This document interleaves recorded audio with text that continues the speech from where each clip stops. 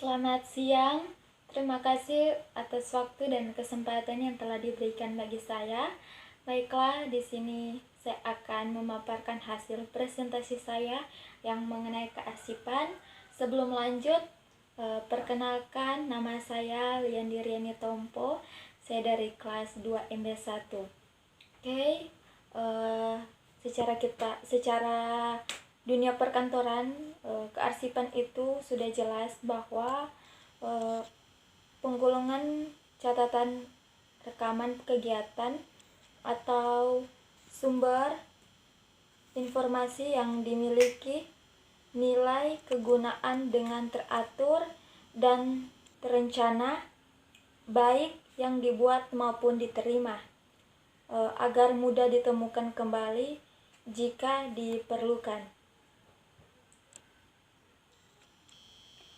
Tujuan sistem penyimpanan arsip secara umum adalah agar mempermudah atau mempercepat menemukan dokumen ketika ingin digunakan kembali. Di sini ada dua metode. Yang pertama metode vertikal dan metode horizontal. Metode vertikal itu di mana dokumen diletakkan di bagian belakang dan lainnya diletakkan di bagian yang dipandang baik. Kemudian metode horizontal biasanya menyimpan dokumen penting dalam bentuk mendatar. Alat-alat penyimpanannya berbentuk rak dan laci yang mendatar. Rak dalam penyimpanan data dalam bentuk horizontal seperti gambar perencanaan, map yang berisi laporan penting, laporan keputusan termasuk hard disk atau flash disk. Map itu seperti gini ya, ada laporan. Kemudian di sini saya ambil mengenai kearsipan itu metode kearsipan.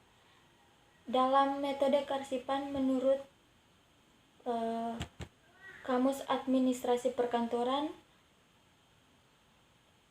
metode arsip adalah kumpulan warkat yang disimpan secara teratur, berencana karena mempunyai suatu kegunaan agar setiap kali diperlukan dapat cepat ditemukan kembali.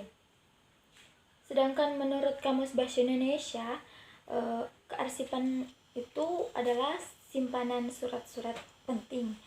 Kemudian metode dalam kearsipan itu ada berbagai macam metode. Di sini saya ambil yaitu sistem abjad, karena menurut saya sistem abjad itu lebih mudah.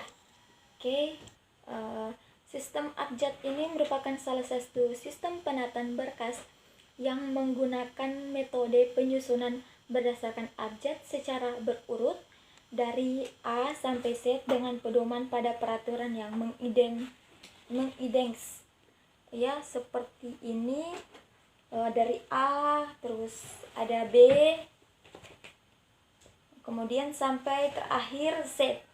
Di situ kita buat secara berurutan sehingga ketika kita dicari, ketika ada yang mencari berkas ini, kita bisa dengan mudah mendapatkannya. Kemudian penataan file dan dengan sistem abjad.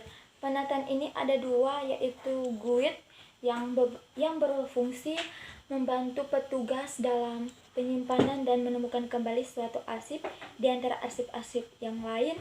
Macam-macam GUID itu utama atau GUID primer, GUID membantu atau GUID keluar. Di sini ada juga folder.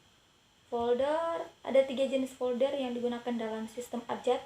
Yang pertama folder campur, folder individu, dan folder khusus. Jadi kalau folder campur, semua berkas itu dicampur atau disamakan, disimpan. Kemudian kalau individu itu ada disimpan menurut yang sudah diatur. Jadi kalau individu itu per individu, per objeknya. Kalau yang terakhir itu folder khusus. folder khusus itu di mana berkas-berkas itu sudah ada macam seperti cap. Itulah yang dinamakan folder khusus. Keuntungan di sini kita bisa lihat sistem filing abjad itu ada sebagai kita bisa lihat dapat langsung menempatkan berkas pada tempat penyimpanannya. Kedua, petunjuk penataan berkas sederhana dan mudah dipahami. Ketiga, tunjuk silang sangat mudah diterapkan. Kesalahan berkas mudah dicek di tempat berkas dengan abjad yang sama. Kemudian biaya pelaksananya lebih mudah.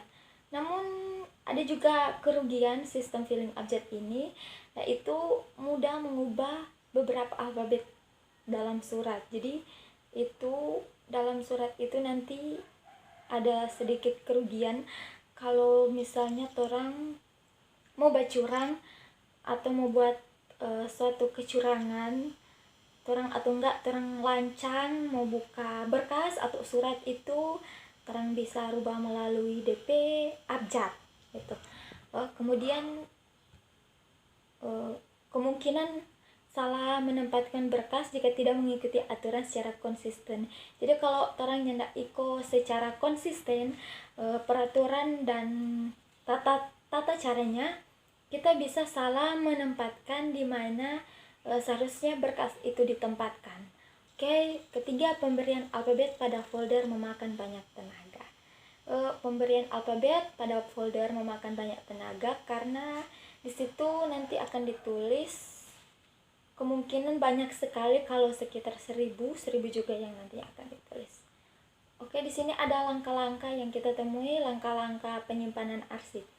Itu penampungan. Yang pertama, penampungan kita rampung sama berkas foldernya.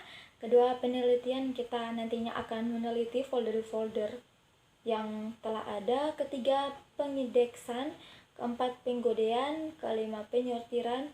Dan terakhir, penyimpanan dari setelah semua folder yang telah kita terima.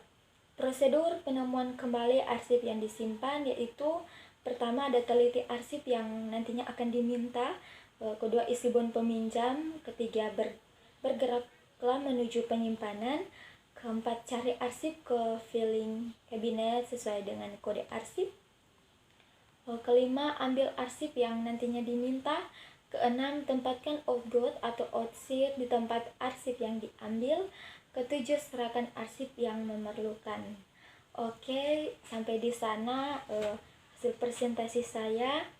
Maaf jika dalam presentasi saya ada yang kurang, tapi itulah yang sesuai dengan apa yang saya cari dan saya capai. Oke, terima kasih. Selamat siang.